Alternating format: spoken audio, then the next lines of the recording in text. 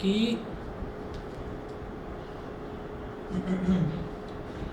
Degree of a polynomial लिखेंगे, heading डालेंगे degree of a polynomial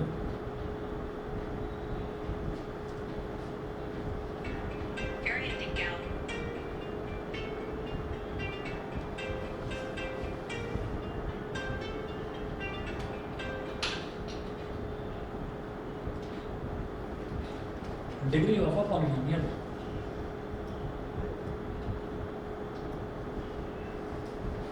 degree of a polynomial, polynomial की अगर degree की बात करी जाए तो देखिएगा क्या होगा।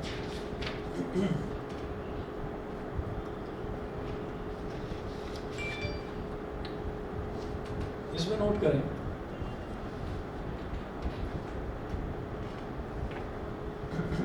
if a polynomial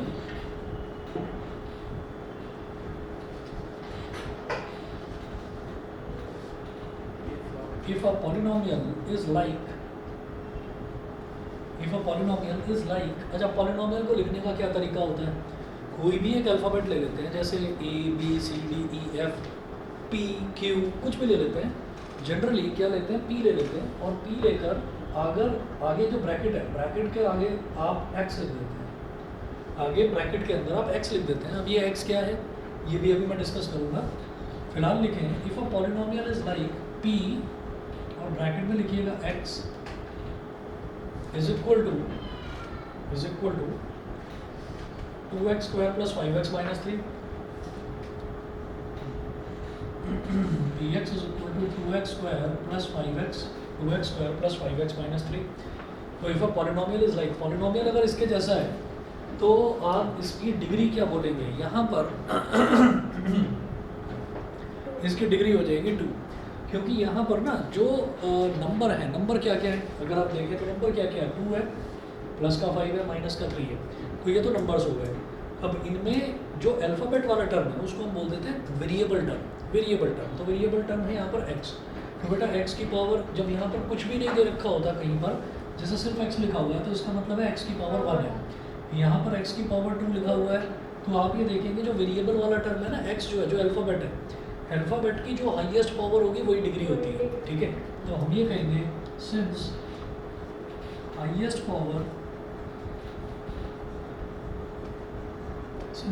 power of x is 2, so degree of polynomial, degree उसकी हाईएस्ट पावर होती है, हाँ वो उसी को हम डिग्री बोल देते हैं। अच्छा। हाँ तो आप ये देखो ये x की पावर 1 है और ये x की पावर 2 है, तो बड़ी पावर क्या हो गई 1 और 2 में 2 है ना। तो degree of polynomial px is 2, इसकी डिग्री 2 हो गई, ठीक है। अच्छा अभी ये p क्या है, ब्रैकेट में x क्या है, अभी मैं इसको बताऊंगा, डिटेल में बताऊंगा, आप समझ जाएंगे। उसके बाद इसी तरीके से एक और एग्जांपल देखते हैं।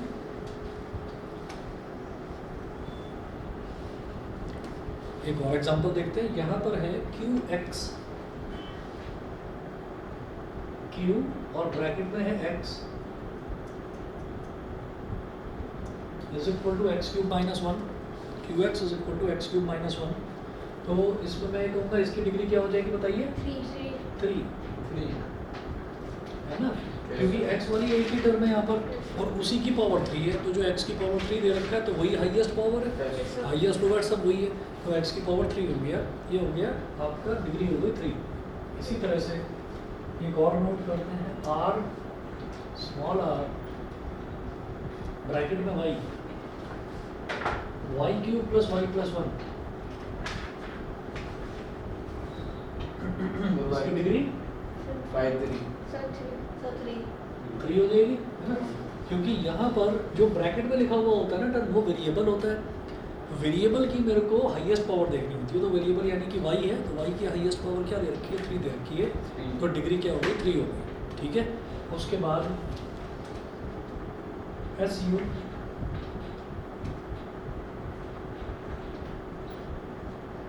S ब्रैकेट में U is equal to 2 minus u square 2 minus u square 2 minus u square plus 6 u की power 5 sir 2 So 5. 5 5 So 5. 6 u की पावर 5 तो यहाँ पर डिग्री होगी 5। ठीक है, अब ये चीज़ जो हमने करी है ये इसमें s क्या है, ब्रैकेट में जो u लिखा हुआ है ये क्या है, ये r क्या है, ब्रैकेट में y लिखा हुआ है ये क्या है, ये देखते हैं। हम ये कहते हैं, यहाँ नोट करें constant, a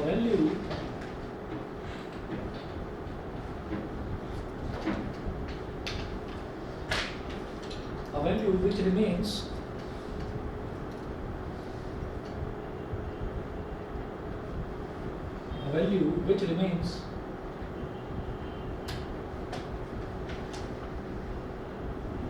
fixed, that is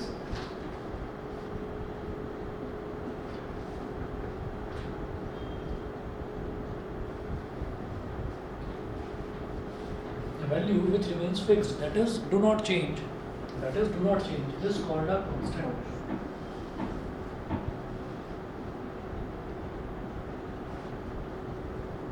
This is called a constant. Example 5 3 11 etc. कुछ भी, कोई भी नंबर, एनी नंबर, ठीक है। Variable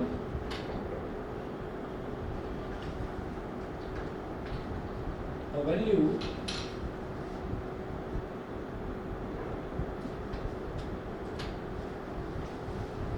value which changes is called a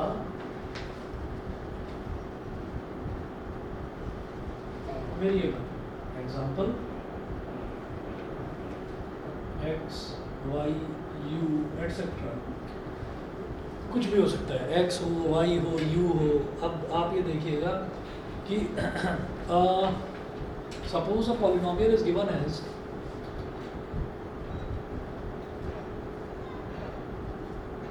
suppose a polynomial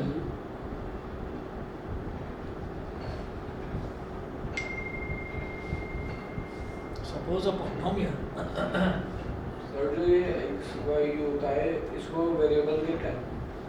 हाँ, ये सारे वेरिएबल्स हैं, मैं अभी आ रहा हूँ उनसे, पर मैं अभी एग्जांपल लेकर ढंग से समझाऊंगा।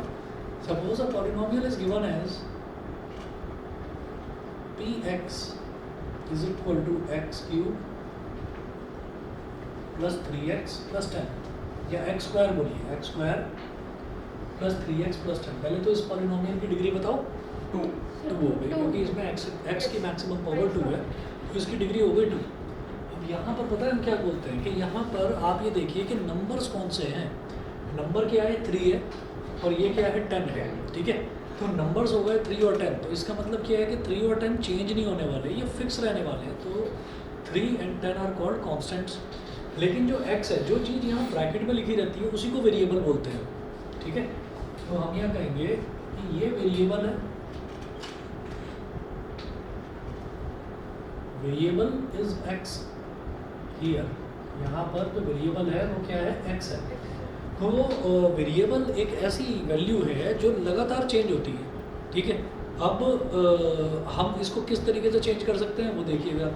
लेकिन कॉन्स्टेंट्स जो है, अच्छा, जो भी चीज़ ब्रैकेट में लिखी हुई है केवल वही वेरिएबल है, वही चेंज होता है, बाकी कोई वैल्यू चेंज नहीं होती। तो ज़रा देखो आप, देयरफॉर अगर p 0 की बात करी जाए, p के आगे ब्रैकेट में अगर 0 लगा दिया, तो इसका मतलब क्या है कि आपने क्या करा बेटा, x की जगह 0 लगा दिया यहाँ पर।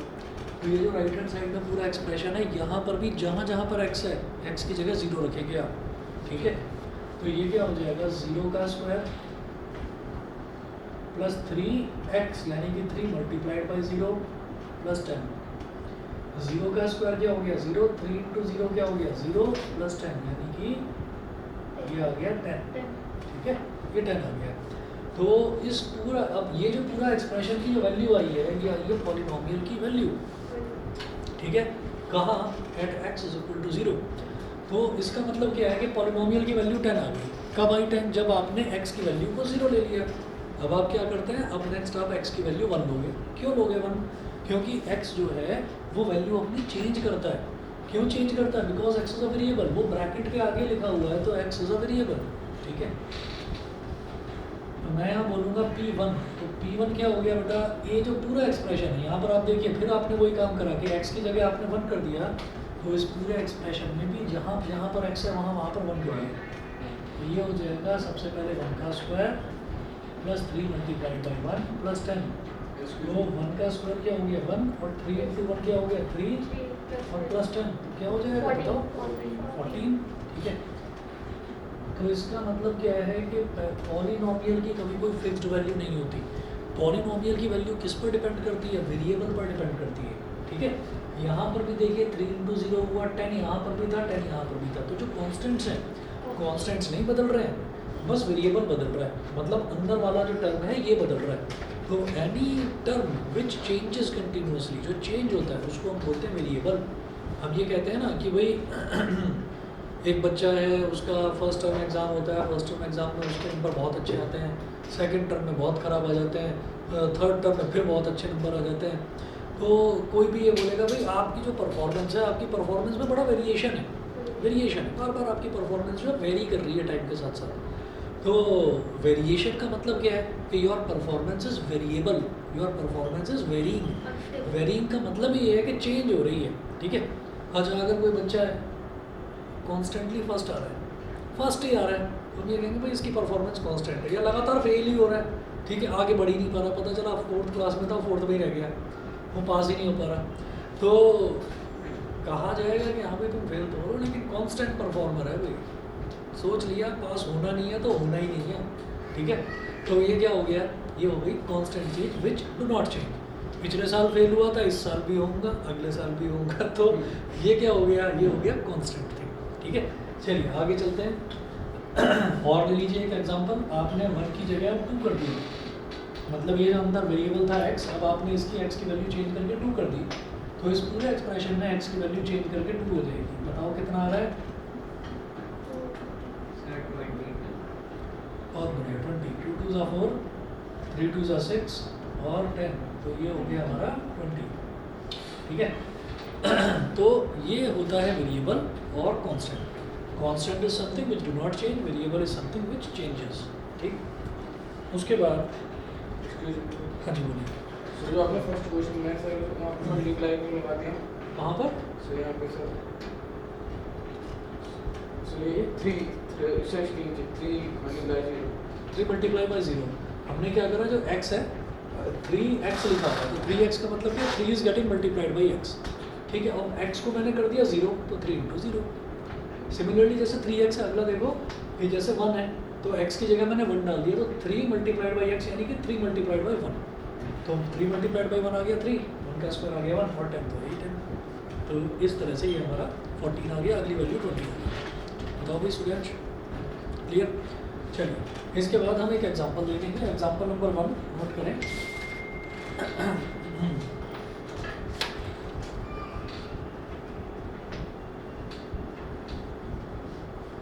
एग्जांपल नंबर 1 नोट करें। Find the degree of each of the polynomials given below.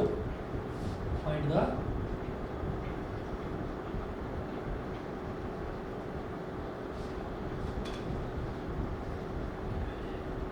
degree of each of the polynomials, and the degree of each of the polynomials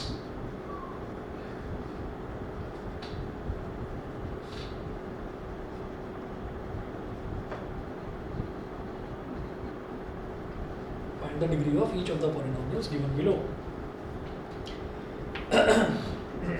तो इनकी जरा डिग्रीज देखते हैं, क्या क्या पॉलिनोमियल ये पूछ रहे हैं।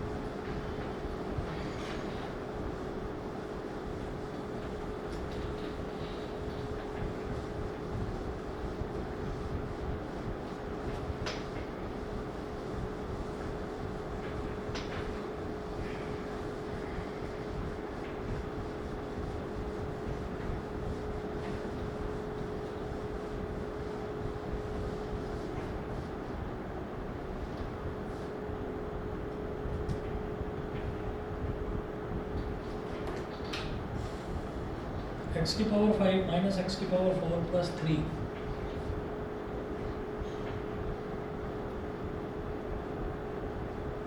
एक्स की पावर 5 माइनस एक्स की पावर 4 प्लस 3, तो ये है। अब इसकी डिग्री बताओ क्या है? 5 तो इसकी डिग्री हो गई 5।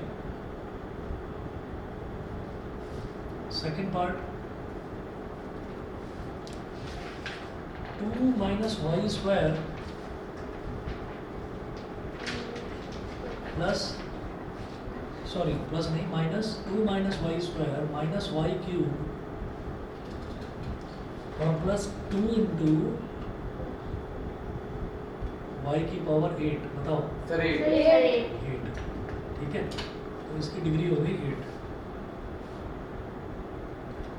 उसके बाद थर्ड है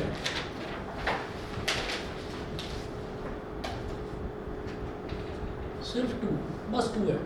इसकी डिग्री बताइए। ऐसे कैसे होगा? 1 तो तब होता है ना जब x लिखा होता है। x का मतलब क्या होता है? x की पावर 1। सर कोई नहीं है, 0 होगी। 0 होगी इसकी डिग्री, ठीक है। आप क्या लिखेंगे? डिग्री 0। और सर अगर इसकी जगह 5 आ गया तो भी तो भी 0। इसकी जगह 100 आ गया तो भी 0। इसकी जगह 1 करोड़ आ गया तो भी 0। समझ गए? कुछ भी आ जाए, बहुत बड़ी से बड़ी वैल्यू आ जाए, लेकिन आप ये देख रहे हैं इसमें वेरिएबल वाला टर्म भी नहीं है, तो फिर डिग्री 0 कैसे हो गई भाई? डिग्री 0 कैसे हो गई? हमने तो ये कहा कि जो हाईएस्ट पावर होती है वो होती है डिग्री, तो फिर डिग्री 0 कैसे हो गई? मैंने कहा कि अगर यहाँ पर केवल x होता, अगर 2x होता तो आप कहते थे अच्छा x है तो x की पावर 1 है तो डिग्री 1 हो गई। तो यहाँ पर डिग्री 0 कैसे हो गई? हमने कहा कि लिख दो ज़बरदस्ती x और उसकी पावर में लिख दो 0। एनीथिंग टू द पावर 0 क्या होता है? 1 होता है ना। ये पढ़ा होगा शायद, ठीक है। अगर नहीं पढ़ा है तो मैं आपको बताता हूँ। किसी भी नंबर की पावर, चाहे वो पॉजिटिव नंबर हो चाहे वो नेगेटिव नंबर हो, उसकी पावर अगर 0 हो जाती है तो उसका रिजल्ट हमेशा 1 आता है, ठीक है। तो अगर सिर्फ 2 लिखा हुआ है, देखिए अगर सिर्फ 2 लिखा हुआ है तो इस 2 को मैं क्या लिख सकता हूँ? 2 मल्टीप्लाइड बाई 1 ऐसे लिखा जा सकता है, ठीक है।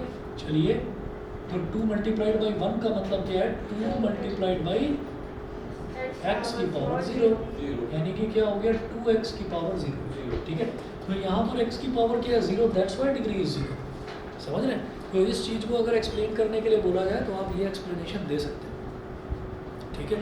तो सिर्फ और सिर्फ इस चीज़ तक सीमित मत रहना। 9th क्लास में आ गए, बता रहा हूँ आपको, सिर्फ इस चीज़ तक आपको लिमिटेड नहीं रहना है कि मैंने अपना समझ लिया, समझने के बाद में मैं क्वेश्चंस की प्रैक्टिस कर रहा हूँ। क्वेश्चंस तो मैं कर सकता हूँ, लेकिन अगर कोई आपसे पूछ ले तो अब आपको शायद पता होगा 9th क्लास में, नहीं पता तो अपने किसी सीनियर से पूछना। 9th क्लास में वाइवा शुरू हो जाता है, समझ रहे हैं?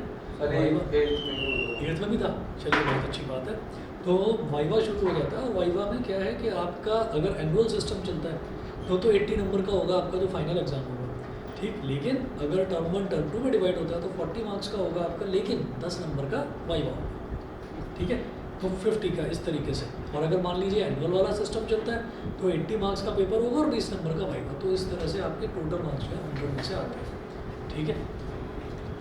तो वो वाइवा में ऐसा नहीं होना चाहिए कि वाइवा में बैठ के कि हाँ उन्होंने कुछ पूछ लिया कि कांस्टेंट क्या होता है, वेरिएबल क्या होता है, बताइए कांस्टेंट क्या है, बताइए वेरिएबल क्या है। उन्होंने पूछा कांस्टेंट क्या, आपने कहा कांस्टेंट, वेरिएबल क्या, वेरिएबल, पता चला मुंह भी खुला रह गया वहाँ पर। तो अब क्या होता है कि ये प्रैक्टिस करवाने के लिए कई बार क्या करते हैं, 9th क्लास में ही प्रैक्टिस करवाने के लिए क्या करते हैं कि अलग अलग स्कूल से बुला लेते हैं टीचर्स को जो वाइवा लेने आते हैं। जैसे 10th का तो आपको पता ही होगा कि 10th में तो एक्सटर्नल एग्जामिनर आता है, बाहर से टीचर आता है, वो वाइवा लेता है। इसी तरीके से 9th में भी प्रैक्टिस करवाने के लिए स्टूडेंट्स को वो दूसरे स्कूल से टीचर्स को बुलाते हैं। वो फिर टफ क्वेश्चन पूछते हैं, ये शो करने के लिए कि देखो आपके यहाँ के बच्चे अच्छे नहीं हैं, ठीक है। आपके यहाँ के स्कूल का टीचर दूसरे जगह जाता है, वो वहाँ पर जाकर टफ क्वेश्चन पूछता है कि आपके यहाँ के अच्छे नहीं हैं। इस सब में बेचारा बच्चा परेशान हो जाता है। बच्चा सोचता है, लगता है मुझे कुछ आता ही नहीं है। तो ऐसा मत सोचना, बस अपनी तैयारी पक्की करके रखना, ठीक है। चलिए जी, इसके बाद जो है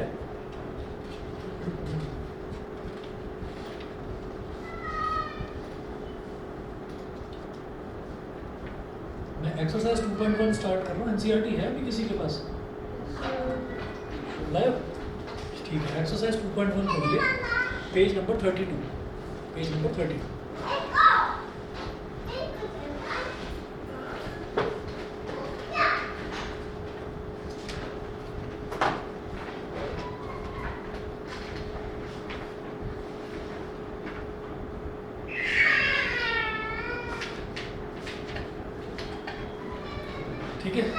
चलिए अभी 2 बच्चों के पास है एनसीईआरटी, कोई बात नहीं, मैं बाकी बच्चों के लिए क्वेश्चन अभी लिख देता हूँ। कभी भी अगर ऐसा होगा तो मैं जनरली मेंशन कर देता हूँ कि हम एनसीईआरटी जो है एनसीईआरटी करने वाले हैं या आर डी शर्मा करने वाले हैं, तो मैं मेंशन कर दूँगा। सर मुझे लगा कि ये नंबर सिस्टम में आप वो क्वेश्चंस मार्क कराओगे तो मैं आडिशन में लगाऊंगा। कोई बात नहीं, कोई बात नहीं। तो चलिए कोई बात नहीं, मैं यहाँ पर क्वेश्चन लिख रहा हूँ। क्वेश्चन नंबर 1 लिखेंगे इसका। क्वेश्चन नंबर 1 है which of the following expressions are polynomials in one variable and which are not.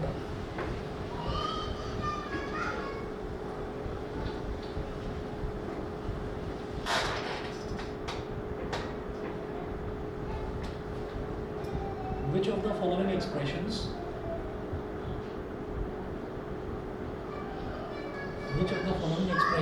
are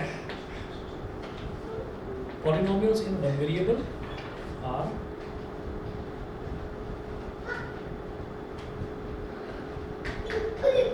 polynomials in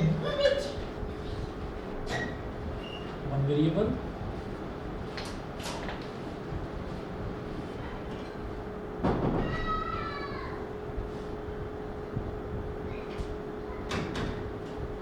which of the following expressions are polynomials in one variable and which are not? Question mark. State reasons for your answer. State reasons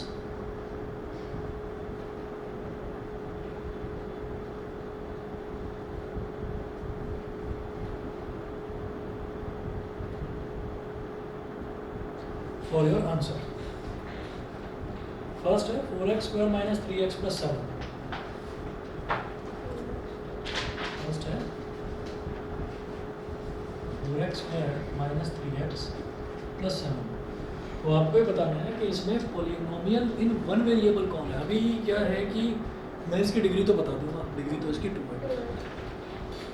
तो polynomial इन one variable का मतलब क्या है कि इसमें variable के नाम पर मुझे केवल x नज़र आता है, ठीक है।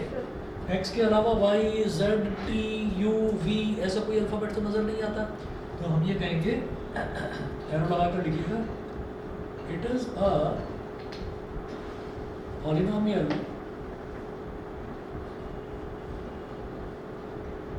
in one variable, यहाँ लिख दीजिएगा x, वन वेरिएबल x, एक ही तो वेरिएबल है इसमें x, ठीक है। अब इसके बाद फिर सेकंड देखिएगा, सेकंड में क्या है।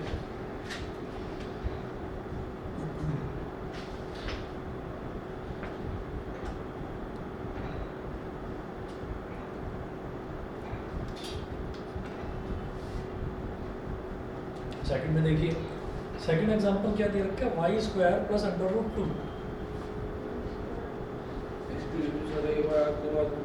दोबारा बताते हैं भाई, 4x square minus 3x plus 7 ये दे रखा है।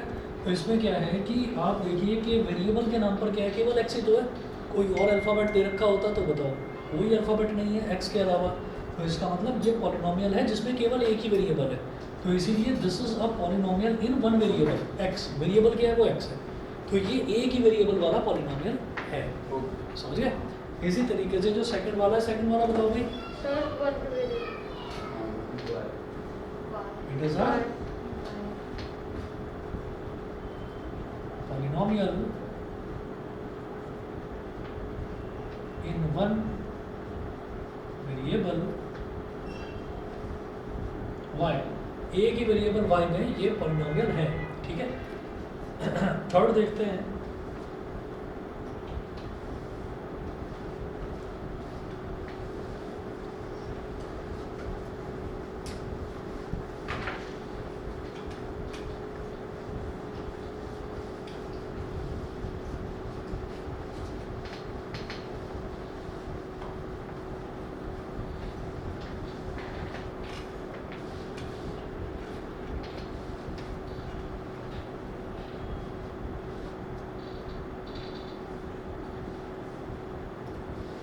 थर्ड देखिए क्या दे रखा है, 3 under root T plus 3 under root 2, 3 under root T plus T under root 2। ये बताओ, वन वेरिएबल। और कोई आंसर, और कोई जवाब नहीं? देखिए एक चीज़ याद रखना कि जो हमारे पास जो पॉलिनोमियल होता है ना, पॉलिनोमियल में जो वेरिएबल वाली टर्म है वो अंडर रूट के अंदर नहीं आनी चाहिए। अगर वो अंडर रूट के अंदर आ गई तो फिर ये पॉलिनोमियल ही नहीं है, फिर ये पॉलिनोमियल ही नहीं है, समझ गए? तो बस ये चीज़ है कि यहाँ पर अच्छा देखो जो नंबर है, जैसे नंबर है अंडर रूट 2 तो नंबर आ जाए भले ही अंडर रूट के अंदर, उसमें कोई प्रॉब्लम नहीं है। 2 है, 2 किस में लिख दिया हमने? स्क्वायर रूट के अंदर, तो 2 को आपने स्क्वायर रूट में लिख दिया, वो कोई प्रॉब्लम नहीं, वो बिल्कुल ठीक है, ठीक है। लेकिन जो वेरिएबल वाला टर्म है t, इसको आपने अंडर रूट के अंदर लिख दिया तो ये क्या हो जाएगा? ये गड़बड़ हो जाएगा, ये पॉलिनोमियल नहीं है। तो हम ये कहेंगे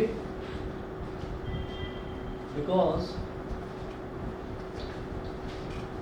under root 2 is there in the given expression, because under root t is there in the given expression, so it is not a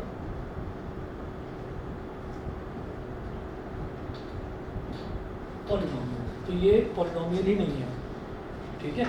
2.1 का फर्स्ट का थर्ड, 2.1 का फर्स्ट का थर्ड, एक बार आंसर भी चेक कर लेते हैं।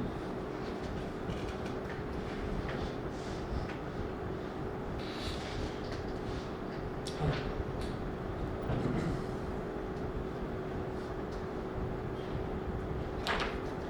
चलिए उसके बाद देखते हैं फोर्थ। अच्छा जो अंडर रूट टी है उसको क्या लिख सकते हैं? टी की पावर में क्या है? नहीं, अगर अंडर रूट टी लिखा हुआ है तो स्क्वायर रूट का मतलब क्या है? टी की पावर में क्या है? 1/2, ठीक है। हमेशा याद रखना, अगर अंडर रूट टी दे रखा है तो इसका मतलब है टी की पावर 1/2 है। अंडर रूट एक्स तो एक्स की पावर 1/2 है। ऐसे ही जब क्यूब रूट होता है तो क्यूब रूट में कह देते हैं कि उसकी पावर 1/3, ठीक है। चलिए अभी आगे क्वेश्चन आएंगे उसमें करेंगे हम ये। थर्ड पार्ट देखिएगा, y + 2/y,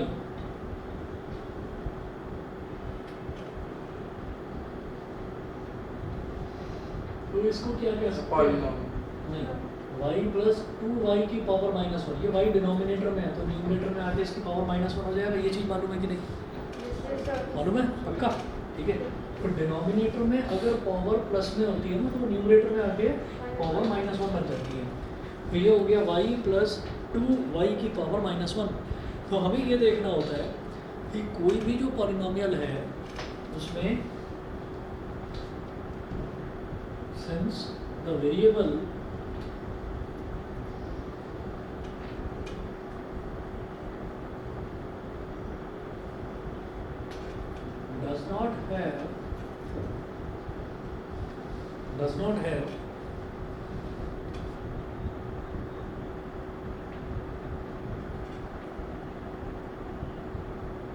does not have all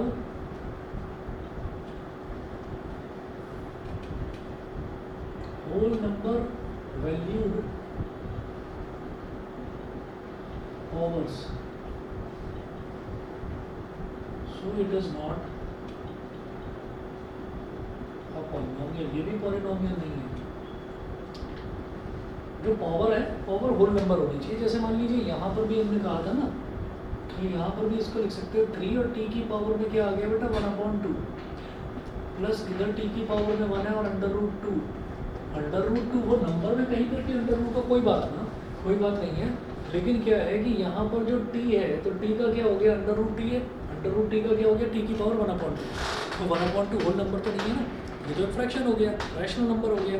तो हम ये कहेंगे कि पावर में हमेशा होल नंबर होना चाहिए। होल नंबर क्या है? 0, 1, 2, 3, 4, 5, 6, 0 से लेकर आगे तक कितने भी नंबर। सर ये जो माइनस लिखा है हमारे से ये पॉलिनोमियल, इसकी वजह से ये पॉलिनोमियल ही नहीं है। अब जब ये पॉलिनोमियल ही नहीं है तो फिर 1 वेरिएबल 2 वेरिएबल का क्या मतलब? हाँ तो चाहे कितने भी वेरिएबल्स हो बट किसी वेरिएबल में अगर पावर होल नंबर नहीं है तो हाँ, पॉलिनोमियल वो पूरा पॉलिनोमियल नहीं है, तो वो खत्म हो गया, ठीक है। चाहे कितने भी टर्म्स हो उसके अंदर, ठीक है। जैसे ये वाला था तो ये वाला तो ठीक लग रहा था कि y की पावर 1 है, ऐसे यहाँ पर ये भी ठीक लग रहा था t की पावर 1 है, लेकिन इसने बिगाड़ दिया, t की पावर 1/2 हो गया। ऐसे इसने बिगाड़ दिया, y की पावर -1 हो गया। तो पावर में जो टर्म्स हैं वो आपकी होल नंबर होनी चाहिए, ठीक है। अब आगे देखते हैं फिफ्थ बट है x की पावर 10 प्लस y की पावर 3 प्लस t की पावर 50। पहले तो ये बताओ ये पॉलिनोमियल है कि नहीं?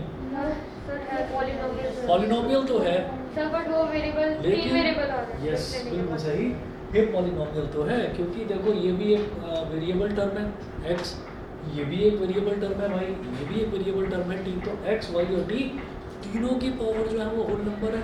लेकिन प्रॉब्लम क्या है कि हमें एक वेरिएबल वाला बताना था, तो एक वेरिएबल तो नहीं है, हम कहेंगे it is a polynomial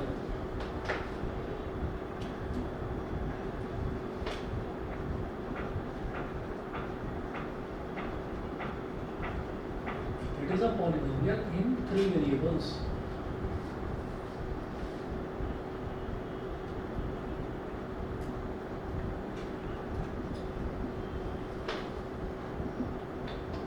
It is a polynomial in 3 variables x, y and t.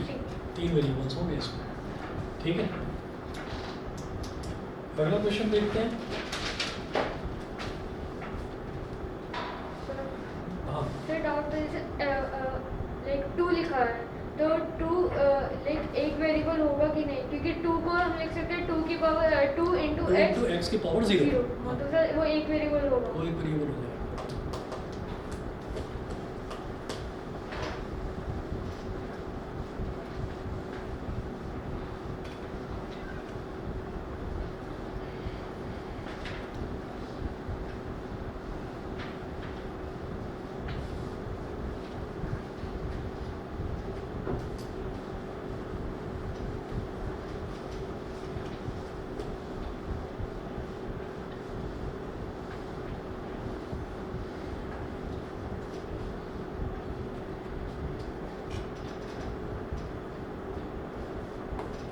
इसके बाद देखिएगा क्वेश्चन नंबर 2 है, right the coefficients of x square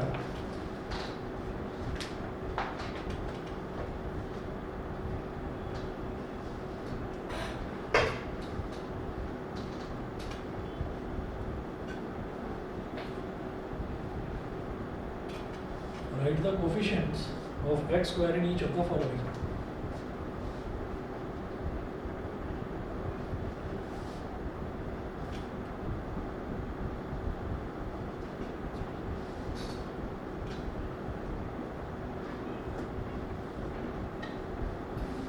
Write the coefficients of x square in each of the following. So first है 2 plus x square plus x.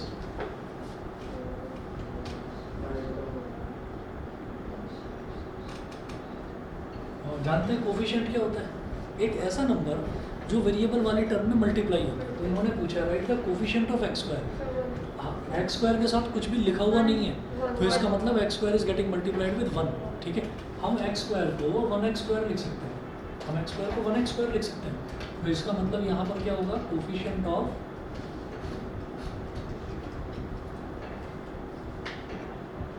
x square, ये क्या हो गया, ये हो गया 1, ठीक है।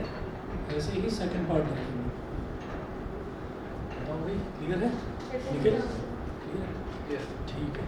तो तुम्हारा नाम क्या, नाम बोल दिया? अभिषेक। अभिषेक, ओके। अभिषेक और तुम यश।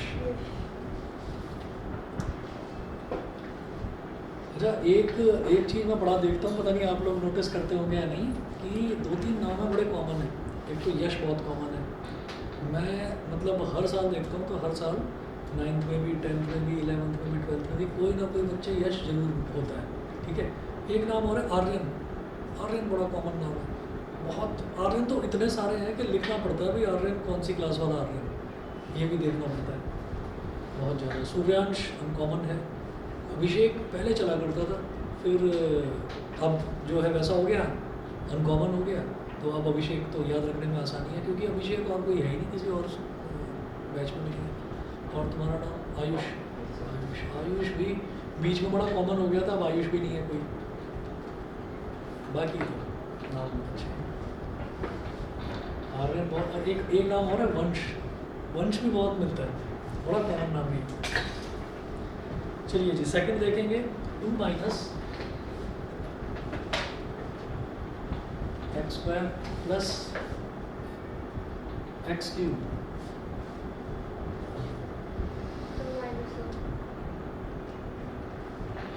तो पता है हम कैसे लिख सकते हैं? हम ऐसे लिख सकते हैं 2 minus 1x square plus x cube. तो मुझे तो ये बताना है एक्स स्क्वायर के साथ कुछ भी नहीं लिखा हुआ है ना, लेकिन साइन माइनस लगा हुआ है, तो एक्स स्क्वायर के साथ आप 1 लिख दो तो -1 हो गया इसका कोफिशिएंट, ठीक है।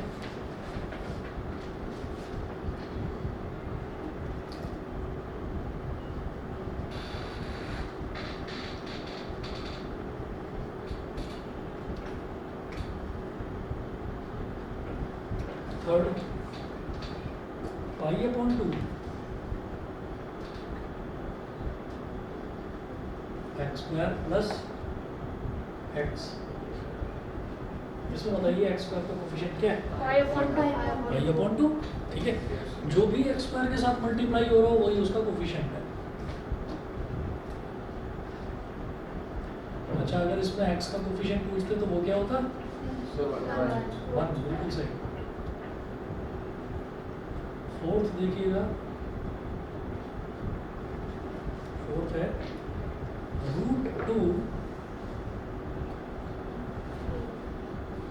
और बाहर x है +1 -1। इसमें बताओ x स्क्वायर का कोफिशिएंट, x स्क्वायर का कोफिशिएंट 0 x स्क्वायर वाली तो टर्म ही नहीं है इसमें। जब x स्क्वायर वाली टर्म ही नहीं है तो उसका कोफिशिएंट 0। आप कहोगे नहीं मैं तो दिखाना चाहता हूँ, तो दिखा दो। ऐसे लिख दो 0x स्क्वायर प्लस √2x -1।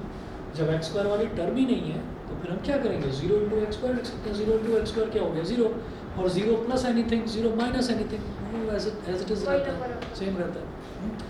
चलिए, तो ये हुआ आपका क्वेश्चन नंबर 2 इसका। उसके बाद देखेंगे question number 3।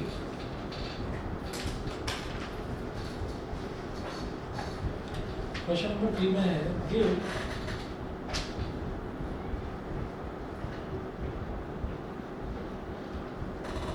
give one example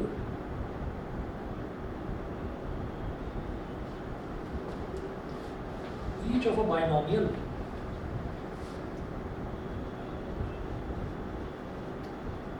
give one example each of a binomial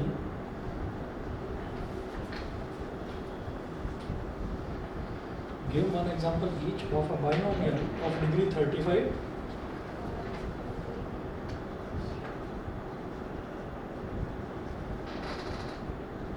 comma and of a monomial of degree 100 and of a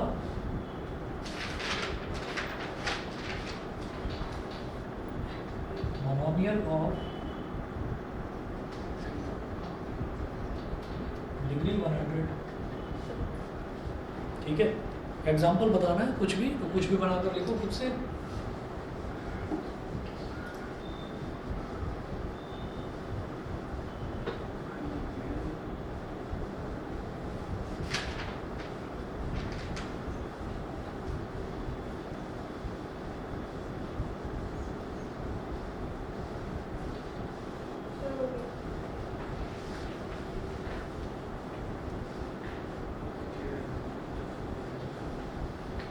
देखिएगा, इन्होंने बोला give one example each of a binomial of degree 35। तो binomial का मतलब 2 terms होनी चाहिए उसमें। जैसे अच्छा हाँ, एक बात बताओ, जैसे ये है इसमें 2 टर्म्स हैं, एक टर्म ये प्लस दूसरी टर्म ये, तो ये बाइनोमियल हो गया।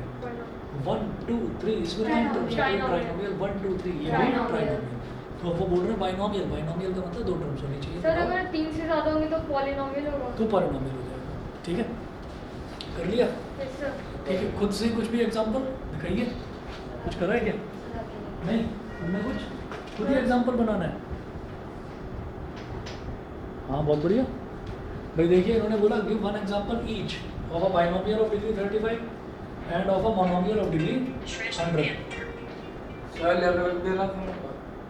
हाँ, अलग देना दोनों। हाँ, दोनों का अलग अलग एग्जांपल दो। तो फर्स्ट एग्जांपल हमने ये कहा give one example each of a binomial of degree 35। तो बाइनोमियल ऑफ डिग्री 35 का मतलब क्या है? लिखिएगा यहाँ बाइनोमियल